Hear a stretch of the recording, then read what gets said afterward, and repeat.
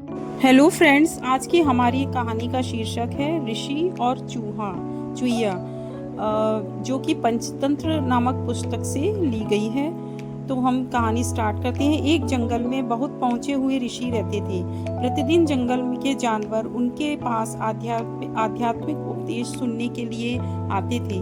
वे ध्यान मग्न ऋषि के चारों ओर एकत्रित हो जाते थे और ऋषि उन्हें कहानियां सुनाते थे।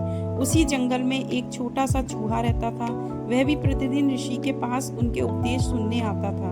एक दिन एक सांप ने चूहे पर हमला कर दिया। वहां उसने ऋषि के सामने जाकर अपनी सारी कहानी बताई। ऋषि ने अपनी शक्ति से उस चूहे को कन्या के रूप में बदल दिया और जब वह कन्या विवाह योग्य हुई तो ऋषि ने कहा, बेटी बताओ, तुम किससे विवाह करना चाहती हो? मैं दुनिया के सबसे शक्तिशाली देवता से तुम्हारा विवाह करवाऊंगा। कन्या ने कहा कि मैं सबसे शक्तिशाली देवता सूर्य देव से विवाह करना चाहूंगी। तो ऋषि ने सूर्य देवता को यह प्रस्ताव सुनाया। सूर्य देवता बोले कि मैं सबसे शक्तिशाली कहाँ हूँ? मुझसे ज्यादा शक्तिशाली तो बादल हैं, जो कि मुझे भी ढक देते हैं और मेरी रोशनी को छिपा देते हैं। इसलिए तुम बादल से विवाह करो। उसके बाद ऋषि बादल के पास गए और मेघ यानी बादल से बोले कि तुम इस कन्या से विवाह करोगे?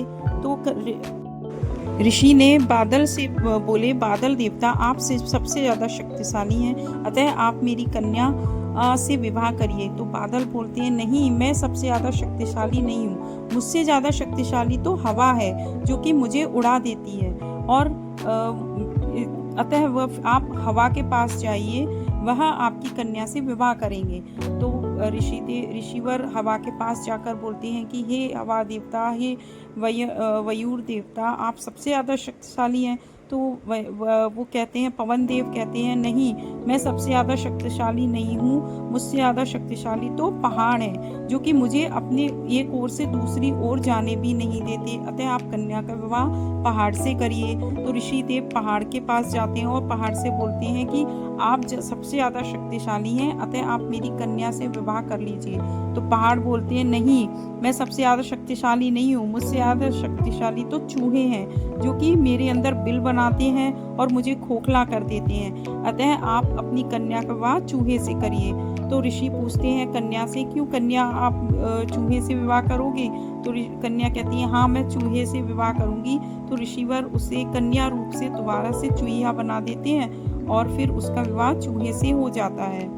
तो इस कहानी से हमें यह शिक्षा मिलती है कि किसी की कितनी भी तरक्की कर ले या कितने भी रूप बदल ले, लेकिन वह उसका अपना मूल स्वभाव और जो उसकी मूल जड़ें हैं वह हमेशा वही रहती हैं।